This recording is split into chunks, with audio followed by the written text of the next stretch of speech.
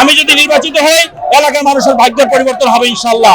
আপনি কি শুধু নির্বাচন পর্যন্তই মানুষের হয়ে কাজ করবেন, না নির্বাচনে হারলেও মানুষের হয়ে কাজ করবেন? আমার জীবনটা আমি মানুষের জন্য বিলিয়ে দিয়েছি। আমি একটি মধ্যবিত্ত ঘরের সন্তান, সারা জীবন মানুষের পাশে ছিলাম, এখনো আছি, জীবনের শেষ দিন পর্যন্ত মানুষের পাশে থাকবো ইনশাআল্লাহ। আমার নেতা জনাব তারেক রহমান আমাকে মূল্যায়ন করে আগামী দিনে ঢাকা 18 যেটা হোল্ড করে রেখেছে আমাকে মনোনীত করবে ইনশাআল্লাহ, এটা আমি বিশ্বাস করি। এই এলাকার মানুষের আশা আকাঙ্ক্ষা, এই এলাকার জনগণের প্রতিফলন তাহলে ঘটবে।